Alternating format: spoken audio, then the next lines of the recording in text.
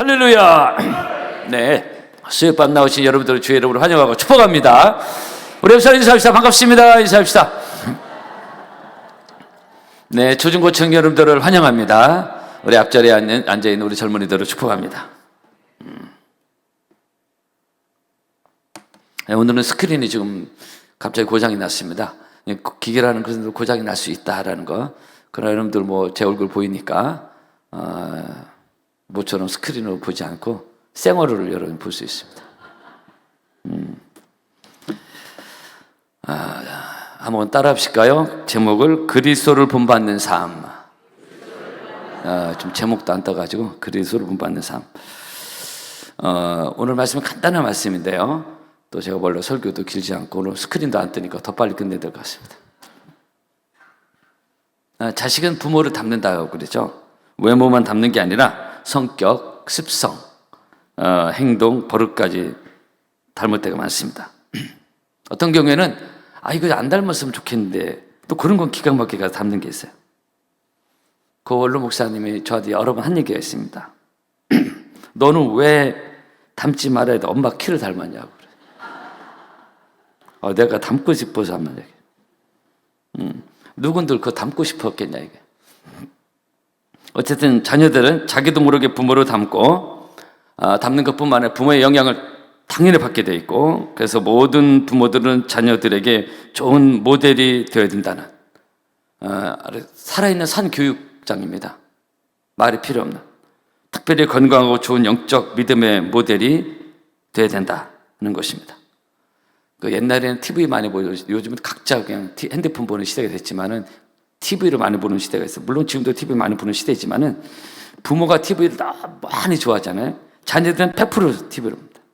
늘 어렸을 때부터 그런 환경에 젖어 있기 때문에 부모가 자주 싸운다. 이상하게 그 자녀도 싸워요. 학교에 가서 싸우고 친구들과 싸우고 나중에 결혼해서 또 싸웁니다. 다는 안 그런데 그런 데이터가 많이 나와 있어요. 그 집안에서 보여준 엄마 아빠의 모습은 그 자녀에게 결정적인 영향을 끼친다는 거예요. 유전학적으로 닮는 것뿐만 아니라 모든 영향력이 지대하다는 것입니다. 아빠가 폭력을 휘두르는 것을 봤다 이게. 그것을 보고 자란 자녀가 나중에 결혼해서 부인에게 폭력을 휘두를 가능성이 매우 높다는 게 상당 목적 데이터에 나와 있습니다.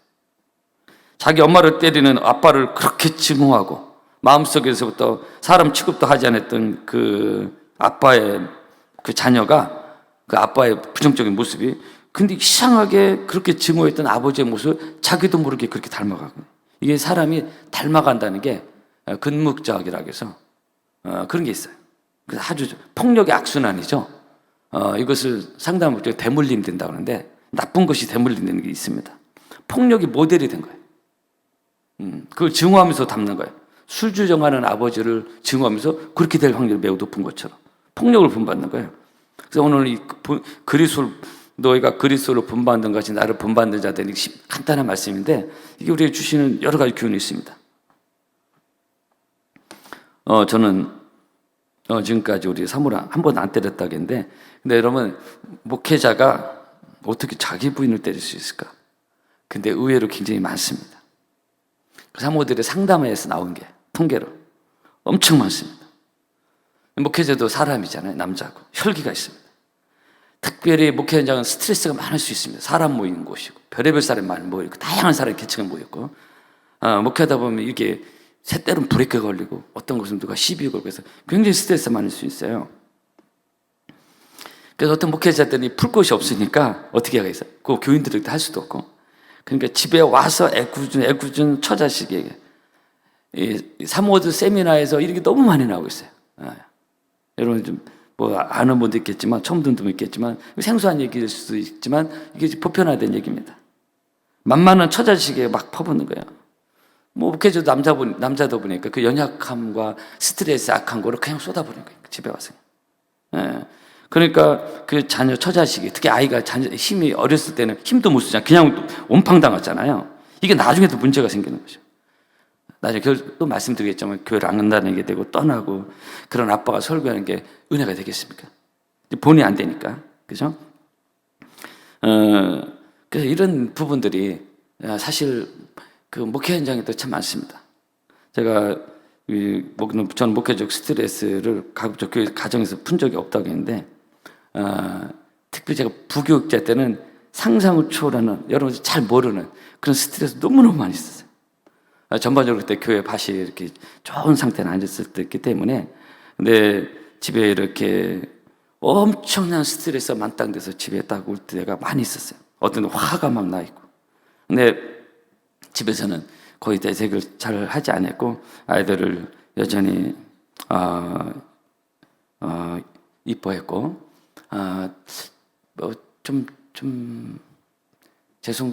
너무 자기 자랑하는 것 같지만은 거의 단 한 번도 화풀이를, 스트레스를 가정에서 푼 적이 없다고 얘기해요. 우리 사모에게도 일체 괜히 짜증낼 수 있잖아요. 그죠? 신경질 낼 수 있고,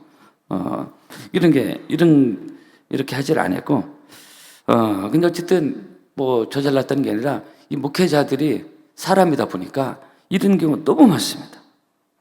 그 목회적 스트레스, 어려움을 이 만만한 가정에서 함부로 해서 이 상처받은 목회자 가정과 자녀들, 그래서 자녀들이 의외로 걷길로 나가고, 사모들 중에 우울증 걸린 사모들이 굉장히 많습니다.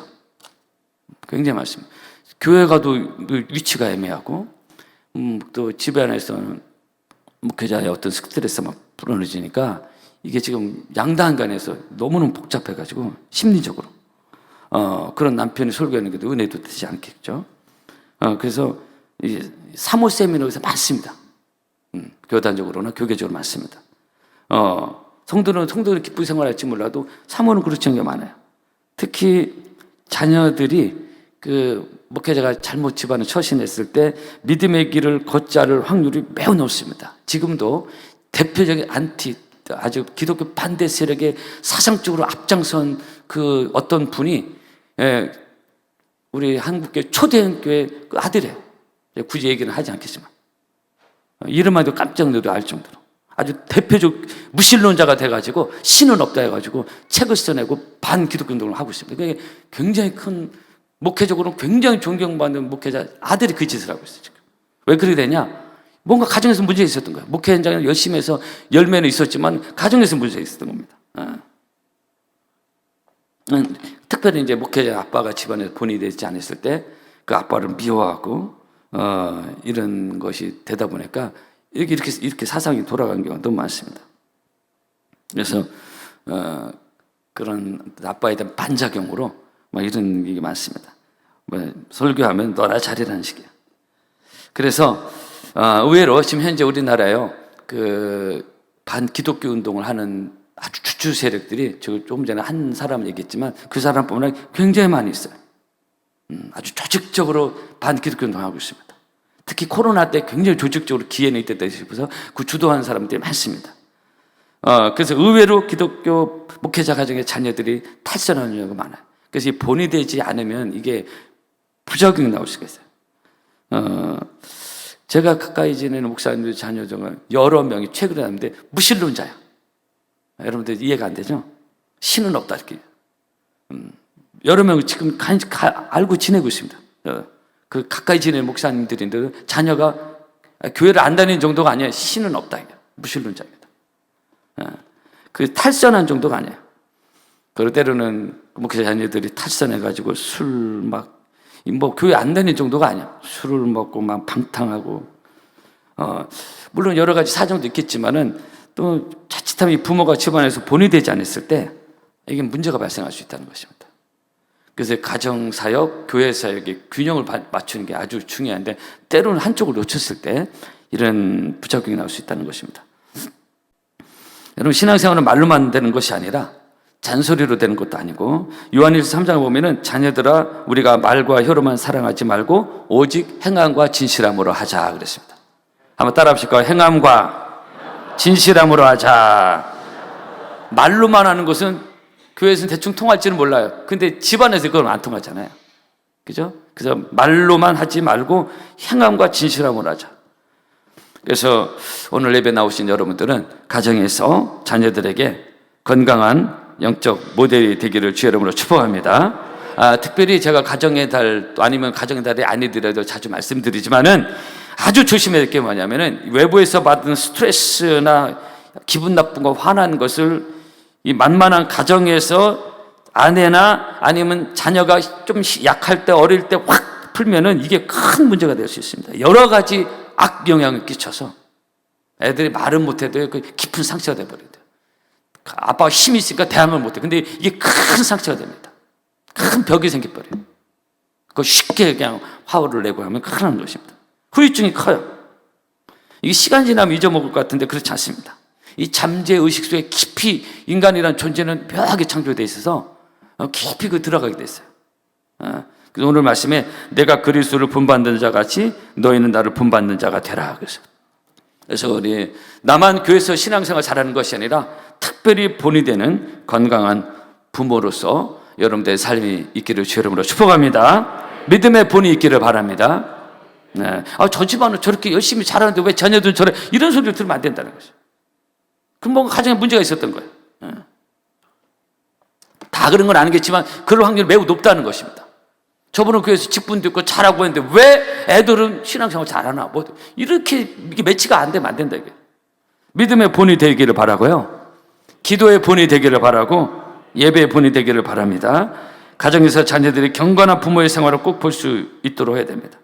여호수아 24장에서 그의 믿음의 가치관, 가정에 대한 어떤 그의 가치관 중에서 오직 나와 내 집은 여호와만 섬기겠노라 하는 그런 고백이 나오고 있거든요.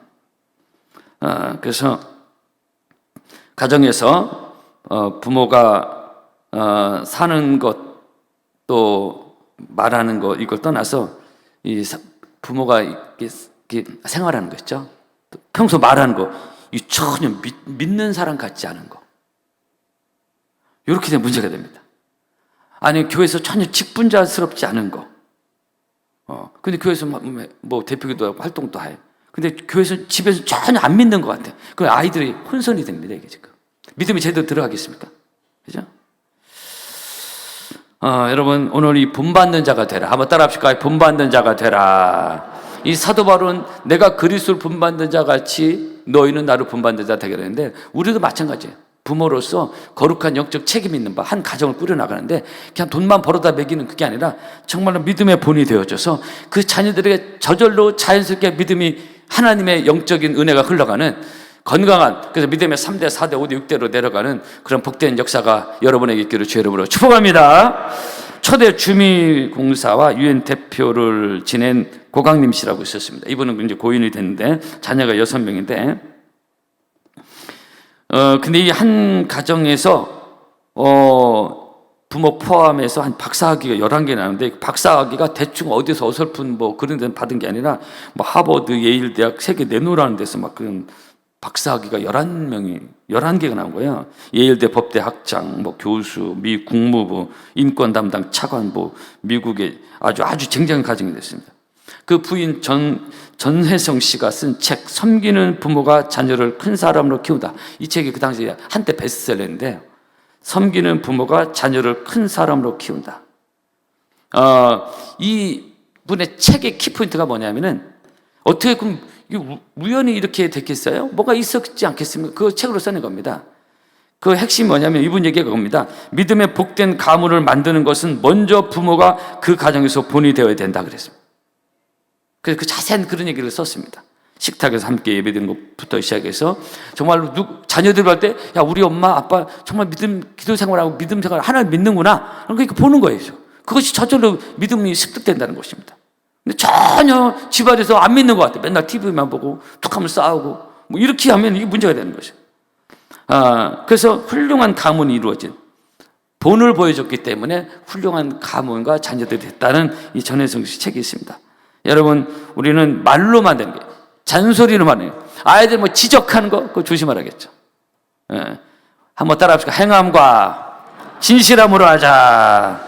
아멘. 그래서 하나님을 잘 섬기는 복된 가정, 복된 믿음의 명문 가문들이 여러분의 가정들에게 주의 이름으로 축복합니다. 그러기 위해서 이 본이 된다. 특별히 가정에서 또 얘기하지만 말 조심, 행동 조심해야 됩니다. 정말로 조심해야 됩니다.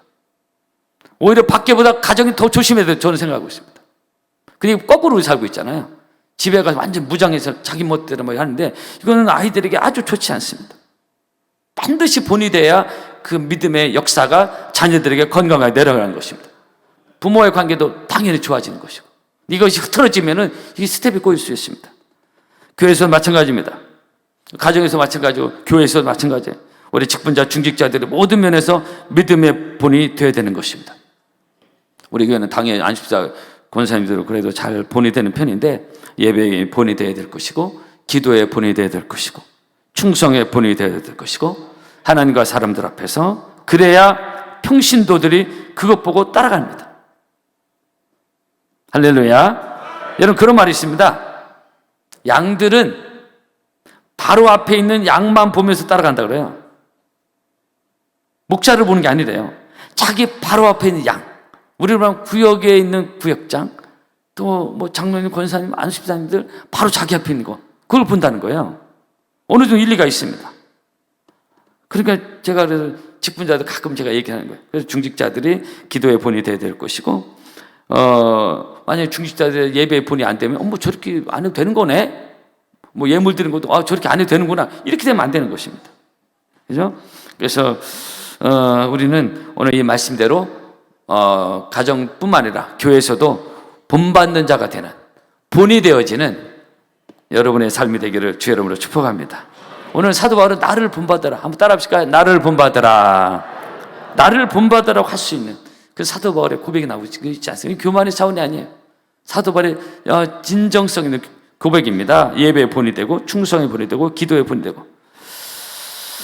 여러분들을 주의 이름으로 축복합니다. 여러분, 지금은 말이 홍수 시대입니다.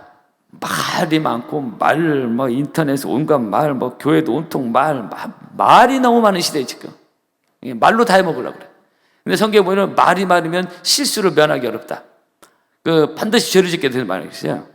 그래서 중요한 것은 거듭 말씀드린 대로 이 본이 되는 것은 말이 필요가 없어요. 말과 혀가 아니라 행함과 진실함으로, 이것이 본이 되어야 된다는 거. 이것이 교회에서 마찬가지고 가정에서 마찬가지입니다. 그래서 이런 성도가 많아져야, 이런 부모가 많아져야, 이런 직분자들이 많아져야 그 교회가 건강한 거고, 가정이 건강한 것이고, 그리고 잘 부작용 없이 가는 것입니다. 그리고 가정에서 갈등이 많이 사라지는 것입니다. 근데 이 본이 안 되면은 자녀들이 니나 잘해야 이렇게 반항하게 되고 거슬리게 되는 것입니다. 우리 교회도 마찬가지예요. 오늘 이 말씀은 간단한데 모든 면에서 본이 되어지는 그리스도인, 참된 믿음의 삶의 본이 되어지는 여러분의 삶이 되기를 주의 이름으로 축복합니다. 할렐루야. 찬양하겠습니다.